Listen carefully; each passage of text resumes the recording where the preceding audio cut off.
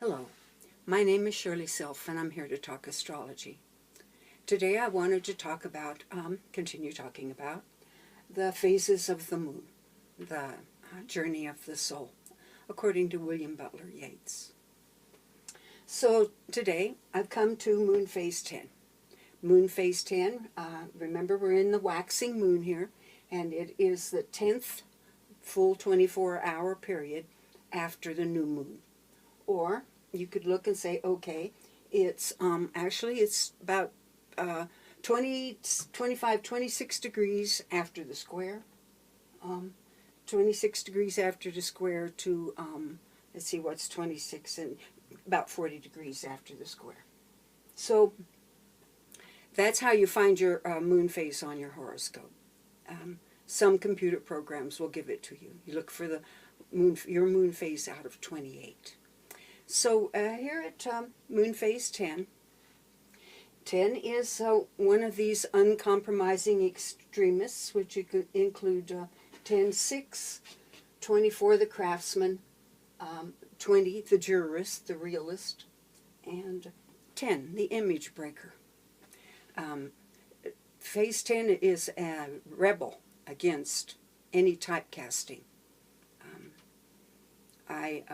I know of a man who had polio in his early days and did not live down to that those expectations of him.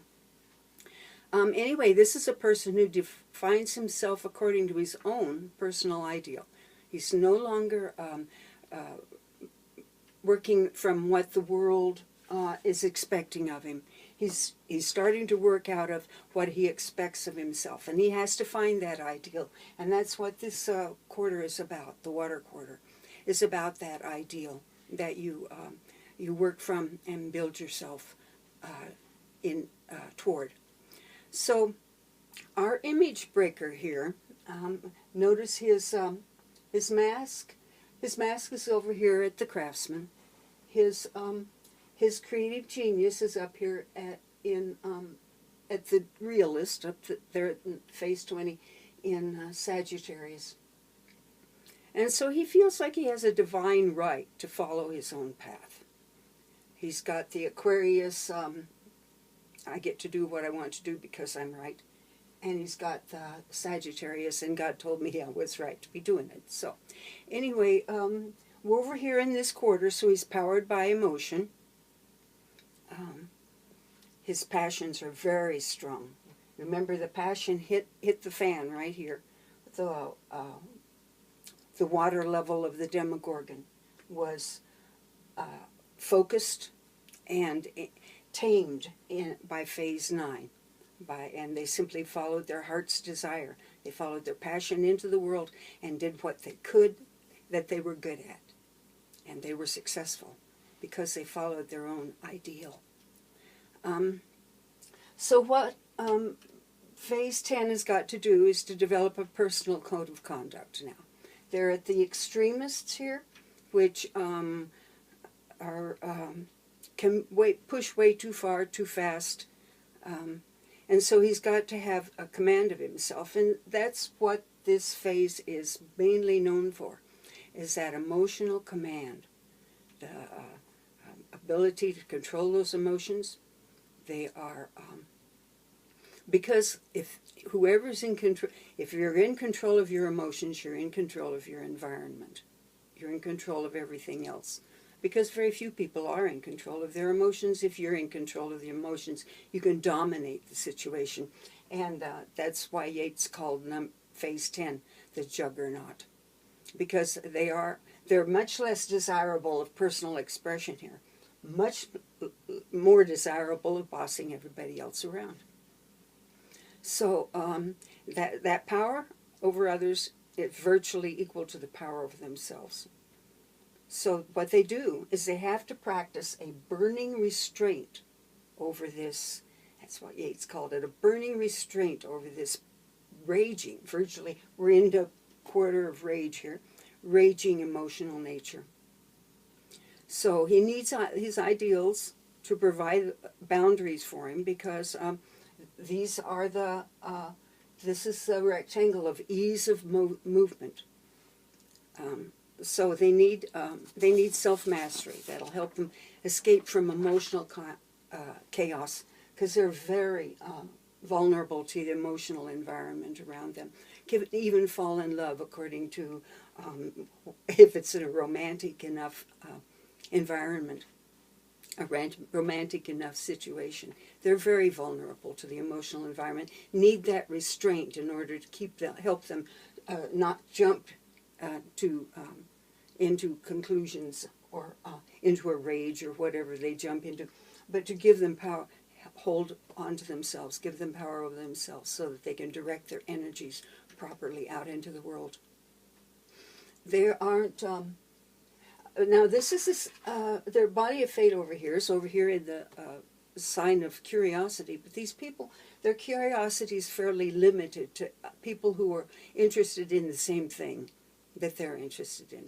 As Moon Phase 9 kind of limits their friendships to whoever they're working with, so does 10 limits his friendships to those people he is, well, I say bossing around, and that's not quite true.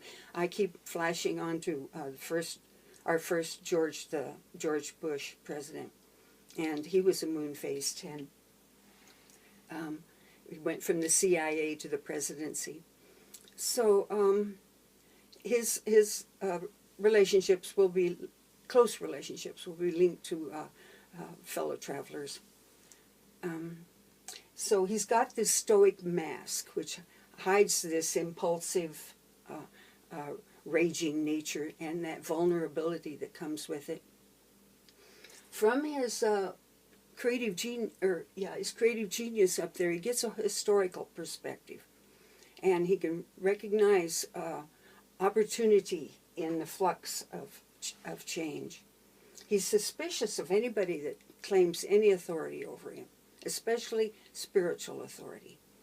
But in spite of that power over himself, he still needs the agreement of others. One of the curses that comes to him from the body of fate over here is self-doubt.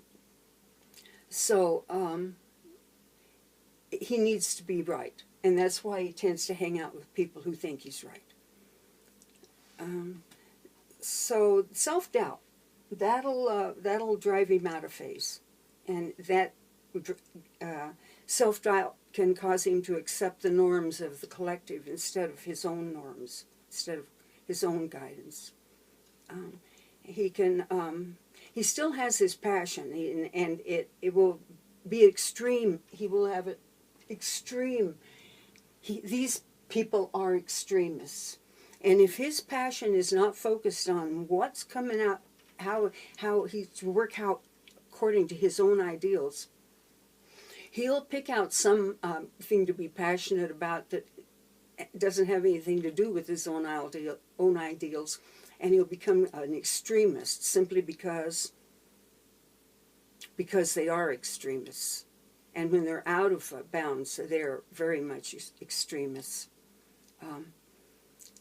No standards, out of bounds. If they've been climbed to the heights, they will fall.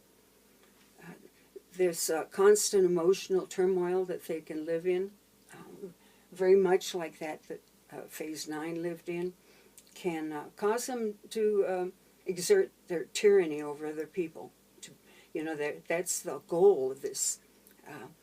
One of the goals of this moon phase is to learn to be in command over other people, and guide other people, lead other people. So in phase, however, he's got this personal code. He's got a great deal of self-mastery, a stoic mask, Yeats said. His goal is to grow past the limiting beliefs and expectations of the collective.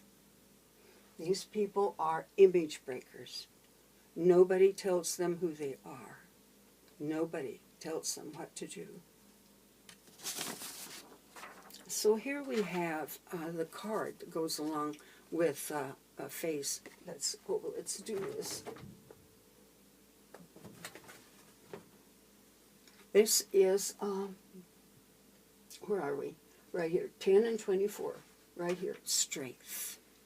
The connection between Mars and Jupiter. Now, these here, the Empress and the Tower, these go back and forth. These energies inform each other, and that's why these people have to be so busy. These energies inform each other. But virtually, Jupiter informs Mars. Mars does not inform Jupiter.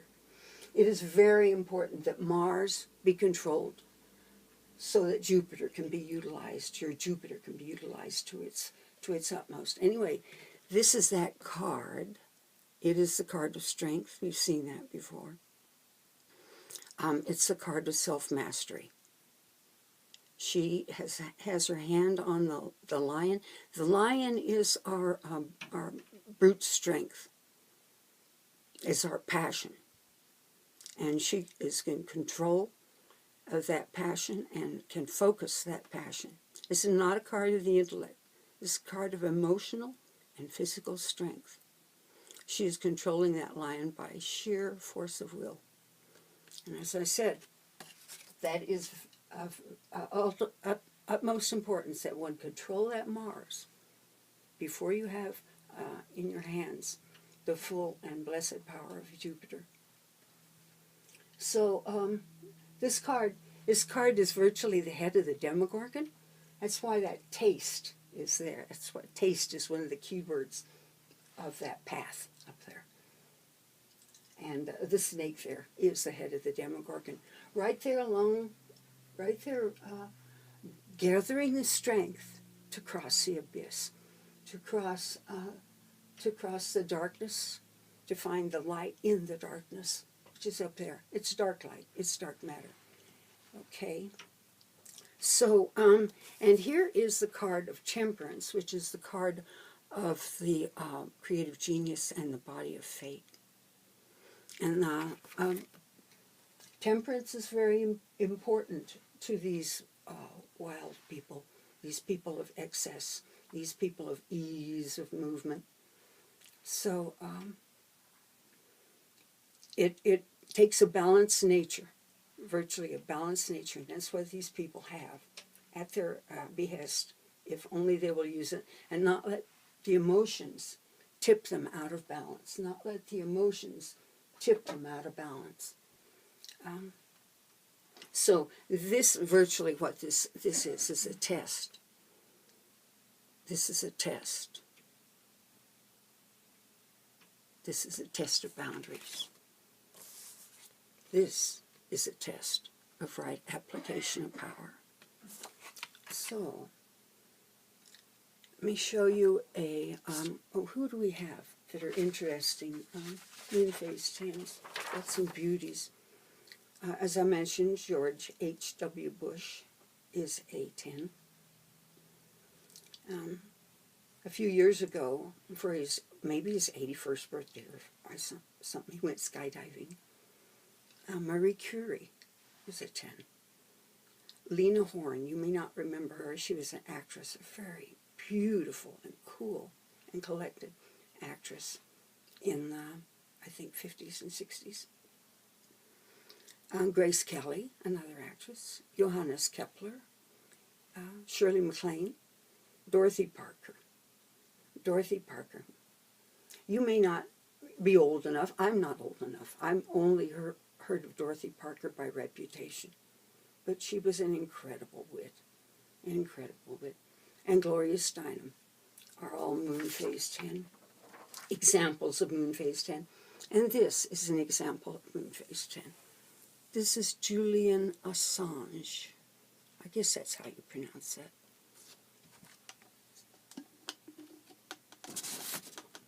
Julian Assange, 3rd July, 1971, at 2:08 p.m., somewhere in Australia.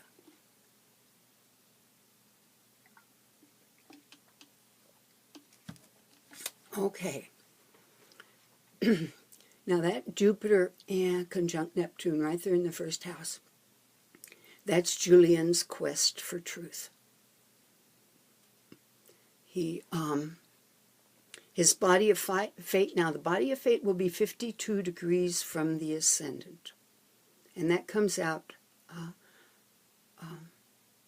it will be 52 degrees above the ascendant at 27 Virgo, right about 27, starts around 27 Virgo at the Pluto there. That's his body of fate. That means that Pluto needs careful handling because it's dangerous.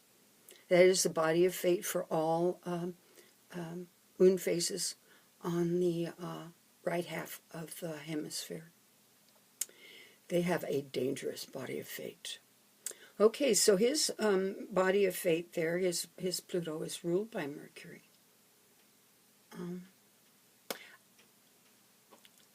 So remember, the body of fate here is a Pluto that does not really know when to stop. Now it's ruled by Mercury. The Mercury's got to know when to stop.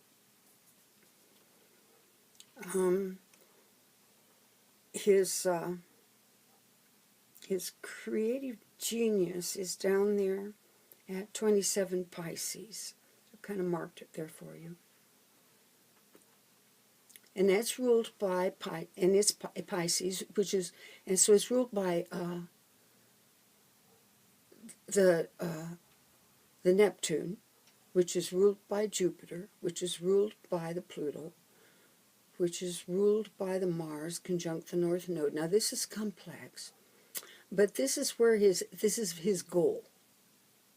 So virtually we've come down to the Mars, which is ruled by the Mars, which is conjunct the North Node in Aquarius.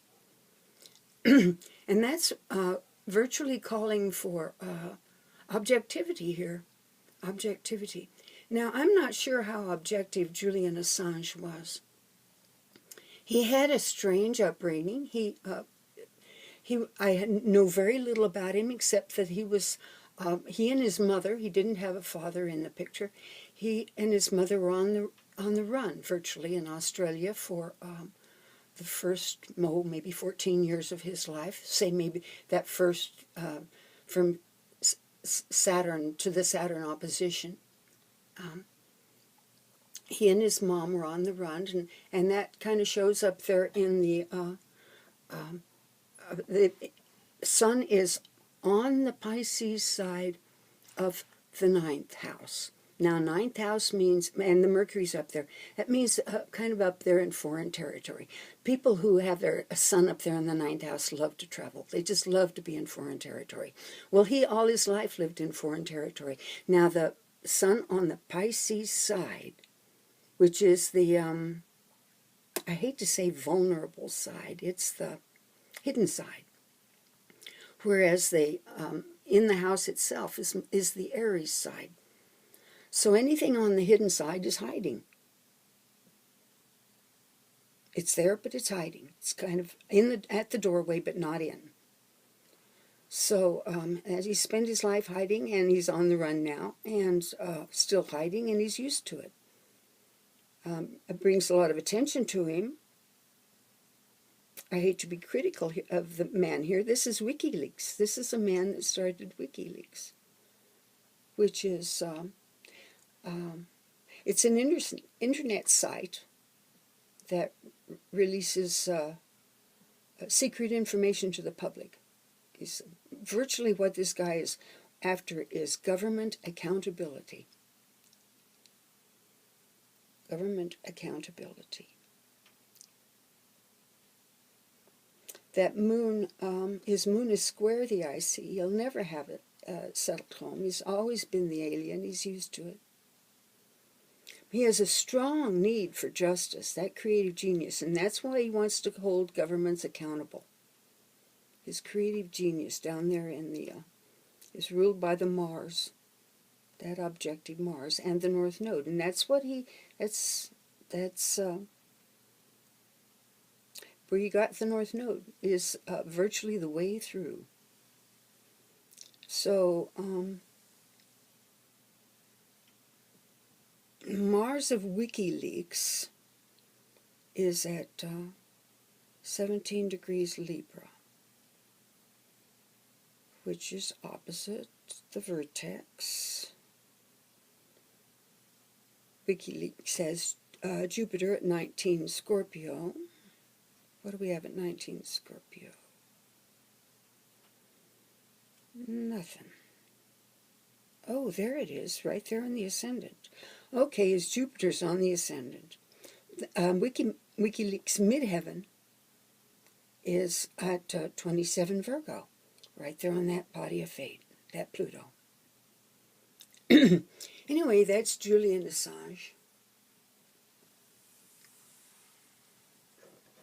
Nobody tells these people what to do.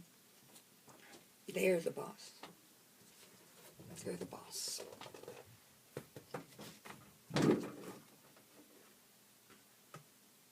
So, that's Moon Phase 9.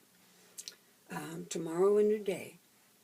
And Moon Phase, or I'm sorry, Moon Phase 10. Tomorrow due date, Moon Phase 11.